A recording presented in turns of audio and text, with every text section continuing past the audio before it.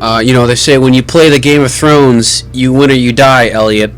But this is actually just a video game, so I think we'll be okay. Winter's coming. Winter's coming, yep. It's my Batman voice. I don't know why I use it for Game of Thrones. Not related at all. I'm Ryan from SideQuestion.com. I'm Elliot Altman. He's not from there, but he's here with me anyway. I do Oswego stuff. Who cares about that? No. Nobody really. knows what that is. I know. So this is Telltale's Game of Thrones video game. You've probably heard of Game of Thrones because you're watching a video on the internet in the year of our Lord, 2015. Game of Thrones is the biggest HBO show of all time. So I'm sure you've heard of it. So this game ties into that. We're going to start in the second episode because the third episode just came out about a week or two ago at this point. And the fifth season of the TV show just started also about 2 or 3 weeks ago. 2 episodes in so far. So this ties in sometimes pretty indirectly. Like you'll meet characters from the show, but it mostly just takes place within the world. The third episode actually, I think it ends like moments before season 5 would begin. Yeah. And like the show, I should mention right now, there's going to be heavy spoilers for the Game of Thrones, the books, the TV show, and also for the game itself, of course. So that's your warning because I'm about to talk about it at the end of this sentence. So I don't know. I said at the end of the sentence, so I'm going to get right to it. So the first episode starts with the Red Wedding. Great way to start a game. Great way to start a game. And we'll get into that. But so it starts the Red Wedding, and episode 3 ends where like season 5 starts. So expect lots of spoilers. We're not going to spoil episode 3. We're going to jump in midway to episode 2, just to give you a sense of what this is like. So it's pretty much like every other Telltale game, which is the walking around, dialogue, talk to characters, adventure game type style, just like The Walking Dead and The Wolf Among Us, and more recently Tales from the Borderlands. Yeah. Reviews haven't been great for this game, which I've sort of been puzzled at, because out of all the Telltale games, I think this one sort of fits the best. Like, it doesn't make sense for me. I don't think a Tales from the Borderlands game really makes sense. Like when I think Borderlands, I think shooting and loot and all that sort of thing. Loot collecting, dungeon raiding, that kind of stuff. Not, it's not a property that I connect to sort of a character-driven narrative thing. Yeah. Whereas I think this works very well with Game of Thrones, because these games are all about, you make choices and it changes the story and you have to live with that. Yeah. And sort of the show is all about, consequences and everything. Like, the whole show, people are living with the mistakes that they made in Robert's Rebellion 20 years ago, or things Aegon Targaryen did 100 years ago. So I think this game fits naturally, and why people have been reviewing it poorly when they might have... I'm not picking on any people, because I don't know if people who reviewed this poorly also reviewed Tales from the Borderlands poorly. But I think problems with this game are the problems that are in all the other games. Oh yeah, gameplay. Yeah. And graphics.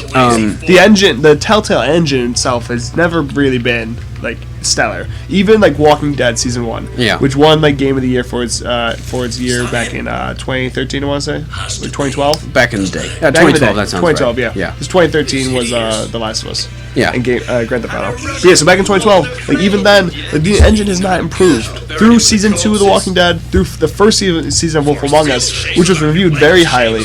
Tales from the Borderlands has been getting good reviews. People say it's the funniest video game they've ever played.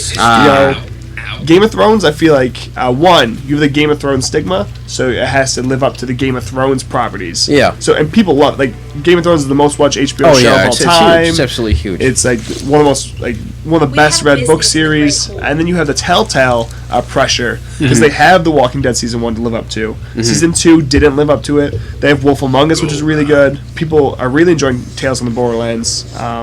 So you have like Telltale just as a company now set a standard for itself. So I feel like those two pressures combined have made reviews poor. People are being more critical of this game. Yeah, but people weren't critical of Wolf Among Us. Like no one expected anything from that game. But that story was arguably better than what Walking Dead was able to achieve in season 1.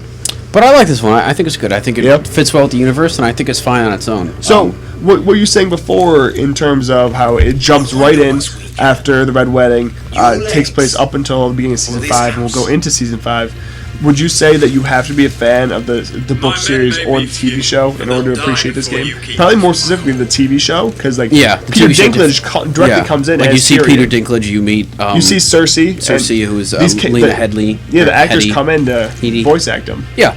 Would you say you have to be a fan of the TV show to appreciate this game? I think it would definitely help for sure. I think like The Wolf Among Us and The Wolf Among Us is based on a comic book. Yeah. And The Walking Dead is also based on the comic book, but they're sort of independent, you know. Yeah, like I think take place in their own separate part of the world. Yeah, I think you could have made a zombie game and not called it The Walking Dead, and that game would have just been, if it didn't have the license, it would have been just as good. It'd still be about Lee and Clementine. Yeah. This, I think, not that it's bad, but I think it definitely relies upon being part of the Game of Thrones property. Yeah. Because part of what's cool about this one is that a lot of the decisions you make, you make sort of in the context of the Game of Thrones world. But does that kind of take away from the strength this game has, because you know certain characters won't live or won't die? No. I think it works. I think it works better that way, because actually, like I said, I'm gonna spoil the game as well as the thing. You play as the Forrester family. You play as members of this one minor noble house. Yeah. And originally they're sworn to House Stark, but we all know how that goes for the Starks. R.I.P. Long live the young wolf. So then, they have to, deal with all their loyalties and, trying to survive and everything. And one of them, one of the ones you play as, Mira, is a handmaiden for Marjorie Tyrell. Oh, okay, cool. So to your question about, does knowing what happens to a certain character, is that negative on your decisions? I think it's actually better, because there were times where, there's one part you play as Mira, you ask for a favor from Marjorie to help your family. And there's one way where you can ask her for her help, and people really care about what you say. Or you can be like, can you ask Joffrey for me? Yeah. And I'm like, oh, well, I'm not going to pick that, because that little guy dies. So I think that adds a Purple really... wedding. Do they call it that? The they purple do. wedding? It's called the red wedding, the purple wedding. Yeah. Oh, that's funny. Yeah. I didn't know that. I didn't know they call it purple. Yeah. Aren't the Lannisters gold and red? Well, no, purple because he turns purple. Exactly. Ah, that's clever. Hey. Yeah, but so I think that was really cool, because you're trying to make the decision in this game, and I'm gonna slam down my fist here. Hold on. Slam it. Slam it. Oh, there it is. Slam in the back of my Dragula. It's a Rob Zombie reference. I couldn't help myself. So you go back, you play as this one. We're playing as Roderick. Who he is like the lord of this house now. Your father dies in the opening minutes of the first episode, and then you as Roderick take over. So it's important to note that this is the most playable characters we've ever seen from a Telltale game. Mm-hmm. Wolf Among Us, you only play as the wolf. The wolf. Bigsby Wolf. Bigsby Wolf, yeah. Big B or Big B? Who cares? Whatever. Yeah. I'm pretty sure it's Big B. Whatever. Yeah. And his pig best friend calls him Bigsby. Okay. And then Walking Dead Season 1, you only play as Lee till the last episode. Walking Dead Season 2, you only play as Clementine. Yeah. Obviously, Tales from the Borderlands, you have 2 playable characters. But in this, you have 6 playable characters, is that correct? I think it's a total of 6. Because some of them, you don't play as in the first or second episode, but you don't even start play them all. Yeah. In each other, yeah. Yeah. And this is the first one where it's 6 total episodes instead of 5 total episodes. I know that for sure. Yeah. But I'm pretty sure there's 6 playable characters in this. So I think that works really well, because there's a lot of times where, not only you're making decisions based on, what happens to Joffrey or Tyrion or whatever. Yes. But you're making decisions within the context of your own family. So, like I said, when you play as Mira and you're in King's Landing with Marjorie Tyrell, there are things where you're trying to work a business deal with the crown to support your family. But then you go back to Roderick, and you can make decisions basically we'll make this decision, and it's okay to make that one because Mira will come through for us in King's Landing. Gotcha, okay. But then, you might not be able to do that as Mira. Yeah. So your decisions come to rely upon each other. And I think that's a really cool added dimension. I think it really fit this Telltale gameplay and what they've been setting up all along in their other games really fits the Game of Thrones world. Yeah. It's a pretty perfect matchup, actually. Yeah, it's lagging pretty hard right here, and I'm not sure why, because this game normally runs fine, very well. I don't think this is normally indicative of the game's performance. Let me take a look at the menus here for a second.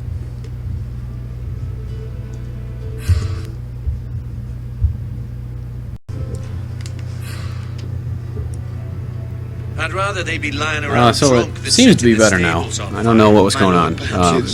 Quick lags. Yeah, it normally performs fine. Keep them drunk. I'm gonna keep the soldiers drunk. Right now, in this point of the story, your house is in pretty bad sorts. Your rival house, that's normally like below you, Yeah. has taken advantage of the bad situation you're in, where your father got killed, and presumably Roderick got killed. But then you find out at the start of this episode that he comes back. Roderick? At the Red Wedding.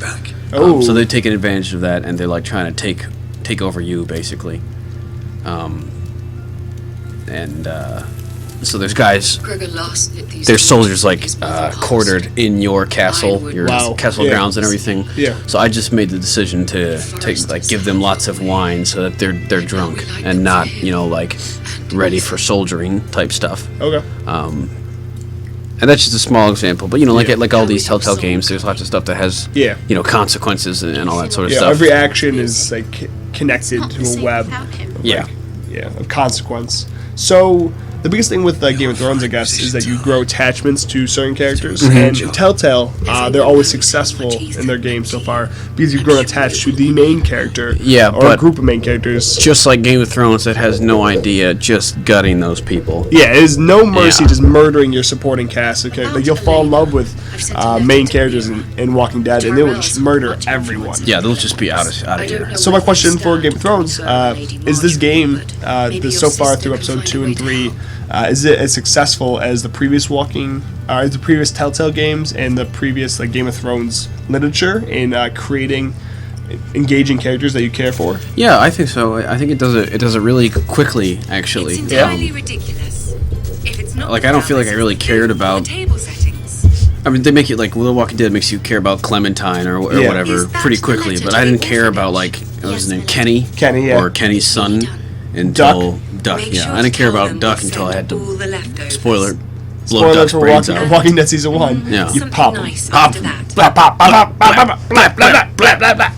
also like a 5-year-old boy, but that's no different for me than a regular day. Lovely sentiment, Mira. Yeah, but I feel there's, like I said, we're going to discuss spoilers for this game. So at the end of the first episode, when your family thinks like your father and the eldest son is dead, you take control of the youngest son and rule the house. And no matter what you do, Ramsay Snow, the bastard of Roose Bolton, who takes over, Ramsay Snow, who takes over for the Starks as Warden of the North. Yeah, he's just like, whatever you do, he's like, I'm gonna stab you. So that's how the first game ends, and you're like, oh shit. And it's real sad, and this episode it actually ends with like their funeral, and one of the characters, like your youngest sister, sings a song for their funeral. And it was you didn't really know the characters long, but it was already like really touching, nice story. So they did a really good job of taking House Forrester, which even in the books is a really unknown house. Yeah, like House Forrester, they get mentioned like one sentence in I think A Dance for Dragons, A Dance of Dragons. And they do a really good job of making them a real living, breathing unit. Yeah, like you really care about them. Like you really tried. I really wanted to try to do what was best for the house and everything. Yeah. And I think they do a good job of like connecting them to the world, but not in a way where. She's a bold woman. Most would shy away from asking such things. Of course, she knows you're very important. I feel like if you might play this game, and you could be disappointed that like. Like I can make all these choices about this house, but it's not like they're actually going to show up in the TV show. Yeah. And I think they do a good way of connecting them, so that you like appreciate. Because I'm talking to Marjorie Tyrell right now. Yeah. I think they do a good job of letting you connect to them enough that you feel like you're really part of the Game of Thrones world. But they do it so it's sort of tangentially enough that you don't feel bad that this stuff won't ever show up in the show. Okay. Because I think it like they're sort of happening like your Marjorie Tyrell's handmaiden. Yeah. And it sort of makes sense that this stuff happens behind the scenes. So I don't think you're necessarily going to feel left out that this stuff isn't happening in the show, but I think you still can care about it in the context of this, universe. So here we jumped to the Handmaiden. What we were talking about, we alluded to her a little earlier when we were first watching The Initial Gentleman. So does it switch characters like that quickly? Like, does it just hop back and forth during the episodes? Each episode's probably about 3 hours. It's probably about. Sometimes you switch characters like twice a chapter. Yeah. So it's probably about half an hour for each character before you switch. Okay. Sometimes it's a little more, sometimes it's a little less. But yeah, probably about half an hour for each character. So this is what I was talking about earlier, about how you can make decisions. One character in your family makes decisions for another one. Yeah. Right here, I have a chance to forge in the last scene we were talking over. But in the last scene, they were talking about how someone from a powerful family is going to come to see if they will arrange a marriage with Roderick. Yeah. And here, as Marjorie Tyrell's handmaiden, I can send a letter that basically forces her to want to marry you. So if I don't do that, you can still convince the lady to marry you and ally her family with yours without this letter. But if you write this letter and then fail to do so, then the letter will be there and convince her to do it for you. Or the other way around, if you write this letter, she might say she feels pressured, but Marjorie Tyrell is telling me to marry you, this is weird. Yeah, I can't say no to that, yeah. So you can tell her no, it's cool. It's chill. And you can convince her that way. So it's neat the way that the characters you control work with each other. Do you see that as a somewhat flawed gameplay mechanic? Because obviously then, as the player, from one character's point of view what the other character's doing and how their actions affect you. And so it's kind of it feels somewhat cheating. I don't feel like that. I don't feel like it's cheating because, I feel like in the books, because you go from character to character when you read the books. But so in that case, you know what's coming, but you can't stop it. In this, you have direct control. Well, it's not necessarily that you know what's coming, because in the last scene, they say they're going to talk about the marriage. In this one, you have the chance to forge the marriage. Yeah. But you don't know that, at this point, you don't know that you could convince her to marry you without the marriage. Yeah. So, if you forge the letter, it hasn't come up yet, but probably that could have, big consequences with Marjorie Tyrell. Yeah. If you forge the letter, so you might decide not to forge it, not knowing that you could still make the marriage happen later. What about? So I don't feel like it's cheating that way, because you feel like you might have known what your family, what you might have chosen with a character previously, but you never know how it's actually going to work out the next time. So which is what Telltale does best. Yeah. Creating, they're limited by the technology and what they're able to do in terms of how much they can actually branch the story and differentiate. I think that was best showcased in The Walking Dead Season 2. Really, it's actually very disappointing in that it gives an illusion of choice, where you'll make decisions saving certain characters, but they'll usually end up dying in the same episode anyways. Yeah. So it's just because technology, you're very limited in how different you can make the actual stories without making completely different games. Yeah. But I think they do a good job for smaller choices and making them impactful. Main characters will usually always end up dead, but the smaller decisions usually accumulate to a good payoff in the end. Yeah, I haven't. Obviously this one isn't finished yet, so I haven't been able to find out. The final, what happens, but I can't say for sure. The one thing I've had a problem with this game is that after 3 episodes, it doesn't feel like there's ever been a payoff. Yeah. It feels like every episode ends, and there's just another crazy thing going on, and nothing ever feels resolved. Shut up for once, will you? What? You either win or you die in the Game of Thrones. So I guess if you're alive, you're winning, right? I guess you could say so, but there hasn't been a real satisfying story resolution for any of them. Like I said, at the end of the first one, your guy dies. Yeah. And I guess that's resolution of one sort. I guess that's also if you die in the action sequences, the screen comes up and says Valar Morghulis. Oh really? Which is the men must die tagline from the show. So that's kind of clever. I chuckled at that the first time. I've just been silent this whole time because I let these two bicker with each other. Just yell at each other. Is this the same outpost of the Night's Watch? Yeah, this is Castle. To Jon Snow in a minute here. Oh actually. yeah. Yeah. Knight Commander. This Jon is Snow? Lord Frostfinger. Commander? Is he? He's in the show, isn't he? Frostfinger? I don't know. Sorry, sir. It were my fault. It was my fault. Everybody British. Covering for your new brothers already, are you? See, so that one I said was my fault, but it's about camaraderie, you know? Garrett Tuttle here wants to be a ranger. Yeah, we so can I go don't feel north of like, the wall and die on some like I said, I can't wild tell steer. what the resolutions are going to be Yeah, for the how characters. painful big is. But it does feel like it does seem like there have been So today significant you're all enough gonna differences show in the me choices. what you're made of. Like I said earlier Can about you swing keeping a the soldiers sword? drunk. Yeah. I've already gotten to the point where like the Those payoff for strong. that decision happens. Like Those the who do son well of the fight Lord of the just Lesser survive. House that's trying to usurp your Rest family. He Yeah. comes and he's like, "You've been keeping my soldiers drunk. What do you think you're doing?" And I mean, he gets mad at you either way. Yeah. But I think the results from that have been Go on, different get enough started. to feel that I don't feel like, oh, my choice didn't actually matter. Okay, yeah. But You actually feel like you affected Best the world. of luck. yeah, but I mean, it still seems like there could be the potential for that to happen. Yeah. Like some big choices definitely seem like they could end up, not in this episode, but in other episodes, they could definitely end up sort of forcing your hand, and you just make the decision you have to. Again. So we're about to do some of the action sequences here. Awesome. Which is, often the most criticized part of the Telltale games. Oh yeah. I think they've really come a long way since the first Walking Dead. Yeah, there are two.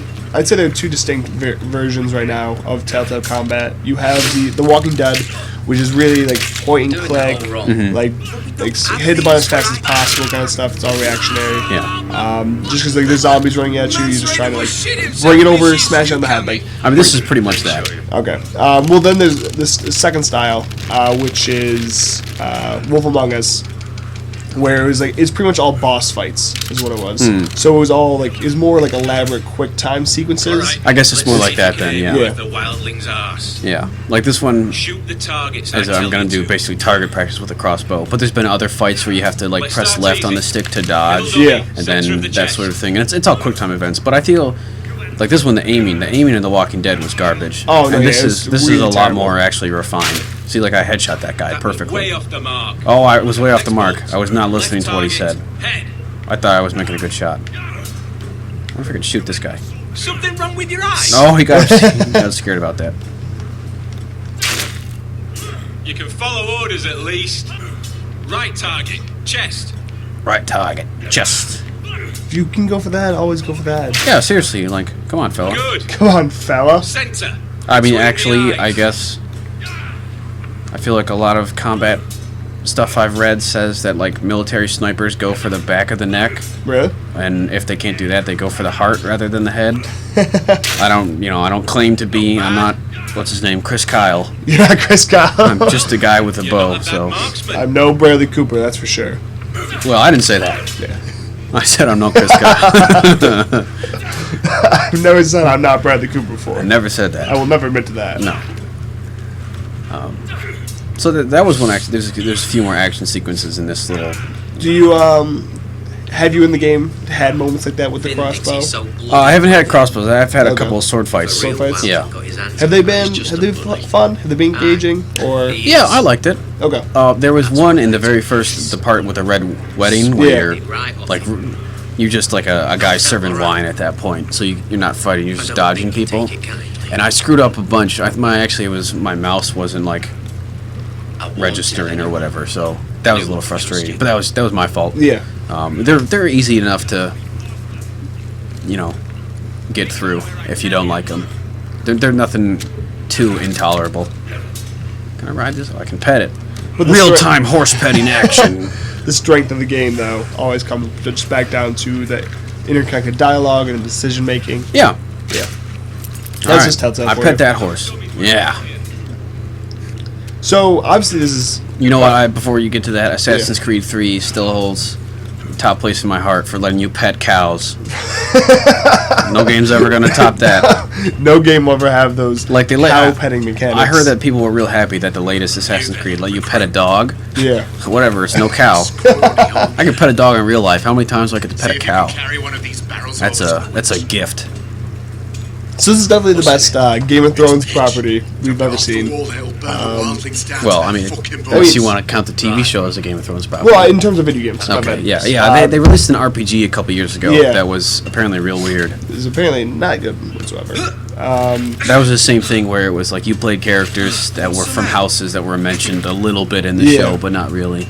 But I think this one does a better job. The other one was apparently just, you know. Do you think this is the style to go for? Like, so is this the gameplay feel style like we're gonna go for most licensed products, like Walking Dead, Game of Thrones? Like, is this what people are gonna do? They're gonna do story, character-driven video games. Batman's been very successful with an action-oriented video game. Like, I feel like it's pretty much either that, or it's either like something like this, which is real, you know, sort of middle tier.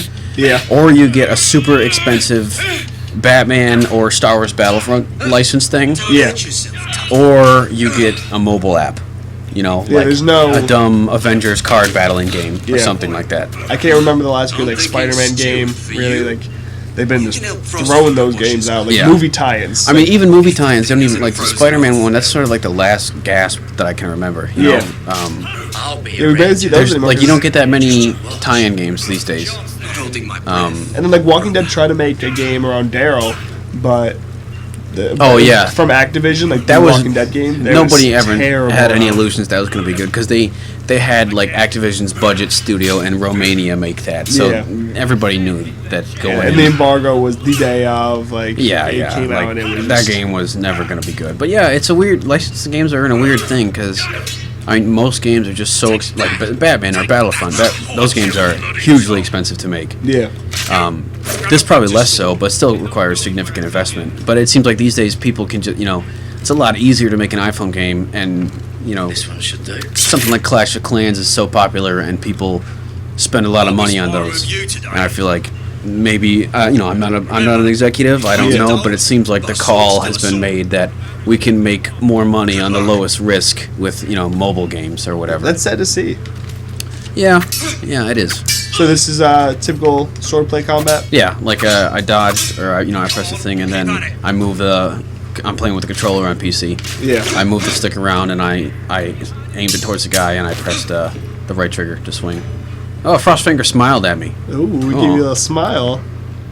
Going places. There you go. I'm going to the wall. Going north of the wall. That was a terrible accent. Be ashamed. That's the north accent. This dude looks like the Terminator to me.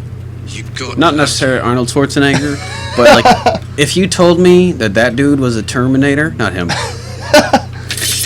Like if we were walking down the street and you ran up to me all frantic, and that big guy was behind you walking slowly, and you said, "This guy's chasing me, he's a Terminator," I would believe you. And probably leave you to your fate and run away for myself. You that afraid of Terminators? Of course, they're killer robot things. Where the fuck's my knife? If someone has it, So this is a good thing. cut their fucking balls off. I'm gonna cover for this guy and say, the last one I showed it to. because this is, you know, one of those things where you get to decide, like, oh, am I gonna be this guy's friend or am I gonna be this guy's friend? What? And Little fucking thief. I tried to be neutral, but Oh, you know, he chose a side for you. My knife. yeah. Don't have it, I swear. Out of my way. What should I do? What should I? Punch him in the face. Punch in the face. Punch him in the face. Punch him in the Got face. him. Oh no, he's a Terminator. Oh, there you go. I almost forgot to do that. Ooh. Bam! I'm a Terminator. I am Sarah Connor. Fight. Sarah Connor was not the Terminator. She stopped Terminators. Yeah, you just said, oh, okay, I guess. Yeah, I'm Sarah Connor. I'm Linda Hamilton. I'm Linda Hamilton. I married James Cameron. This guy's taking to you. Oh, there it is. No, here we go. Now, the first time I played this, I actually did not punch him because I was like, oh, I want to try and be this guy's friend. I should stop. Yeah. But now I'm just giving it to him. Oh, but that's what happens when I stop punching him. So I give it to him, he gave it back to me anyway. Stole my fucking Yo, look, cut that guy. He might need stitches. I got him. I guess he bleeds. I was gonna say he bleeds, so he's not a Terminator. But then I remembered that like they totally bleed because they have living tissue on a cybernetic endoskeleton. This is Game of Thrones. Game of Terminators. Game of Terminators. Would you want Telltale to do a Terminator property? No. Alright, so Telltale's next property after a new Walking Dead season, a new Wolf Among Us season. They're gonna do a Minecraft game. Oh, How do you feel about that? what is Minecraft even? You know, like What is Minecraft? It's one of the most popular games how do you? ever made. No, I know, but how do you make a story about Minecraft? Like, oh, You're do I an want adventurer. to? Do I want to befriend this creeper or not? Do you want to befriend the sheep? It's my pet sheep. I do. All right, Bah. you sold me. Yeah, there it is. I wonder. Like, See, there's Jon Snow. oh, Jon Snow. Jon He- Snow, come back. He knows nothing. Jon Snow, you know nothing. Did you send the ravens, Jon Snow? What accent was that? It's the show accent. The show Did you accent. send the ravens? You had one job. That's a terrible accent for whatever accent you're trying to simulate. It's the north of Westeros. Northern Westeros is a bit Scottish, a bit English. It's a nice combination of the two. Okay, if you say I so. love King's Landing in the afternoon. The sun just. So here we are. We're back in King's Landing. Yeah. So You look at this game. How would you first compare it to the other Telltale games so far? I mean, it's extremely similar. Extremely similar. You know. What did you want to talk If you're a fan of the Telltale games already, would you recommend this to them? Yeah. Yeah. Just through here. I think if you're burnt out on the Telltale games, Yeah. unless you really like Game of Thrones, I don't think this is going to do it for you. Okay. Like, I like it. Queen I think Cersei's it's finest doesn't one. deserve the bad rap that it's gotten compared to other Telltale games. Yeah. Like, the thing about this one is that I didn't want to play Tales of the Borderlands because, like I said before, It's a weird. it's a style weird thing for that yeah. franchise. But I think this fits perfectly. Nobody You know? This is actually like this makes the most sense of any of the 4 properties. This makes the most sense. Yeah, yeah. I think. I mean, Walking Dead and Wolf Among Us have been amazing. That's like, unarguable. Like I love both those games. Yeah. Season 1 and Season 2 Walking Dead, even though Season 2 was worse. But this just it lines up so perfectly with what the show and the books have already been doing. Mhm. It's just such an easy match. But so for people not already playing Telltale games, would you recommend they go play this? Yeah, like I think if you're Is this a good jumping in point for Telltale? absolutely, I think so Okay. because you know Game of Thrones is so hot, Yeah. and this game isn't. You know, like I don't want to Well, criticize anybody, I but this just- is a game. You know, your mom or your dad could play if they're not the kind of person. Not that moms and dads don't play exactly, games, yeah. but if If they're not a you know, big it's, gamer, it's, yeah. it's pretty simple. Like you just press left or right or A or X on the keyboard or controller, and then you just make choices. And I think if someone is really into Game of Thrones and they want to play it a little bit, I think this would be great to play. Okay. Yeah. My mother was a handmaid. So we're gonna go out with these two having a good time drinking Cersei's wine. Drinking wine and Drink. chilling by the water. I Get mean- that drink on. That's what Game of Thrones is all about, isn't it? Drinking wine with friends. Yep. Oh, also, I watched Oberyn Martell get killed by the mountain. Oh, did you? I don't think that could happen. That's 100% could happen. I- The mountain broke a real world record. I know he's like the world's strongest man, Yeah. but I don't think skulls work like that. He lifted like a 1,000 pound. I'm aware, I oak know, Tree. I know, but just like the way his head pops, like crush his skull, maybe I could believe that, but the Yeah. way his head bursts like that, It's a big dude. The mountain is a big man. I don't know. The Viper had it covered. He got cocky. He asked for it. I don't want to say that. Nobody asked for that. Nobody asked to have your head squished. The Viper, he should have been showboating. Should have finished the kill, got on with his way. I mean, that's fair. You stand over and I'm just saying. showboat. I'm just saying. I don't think a skull can pop like that. I'm just saying, it's the mountain. He can do whatever he wants. Because I mean, it looked like he was squeezing inward, like from left to right. If he Yeah. was squeezing more, like on top, like if he stomped on his head, maybe. But that way, I don't know. I just don't think skulls work like that. Anyway, that's Game of Thrones. It's drinking wine and crushing skulls. You live or you die, Ryan.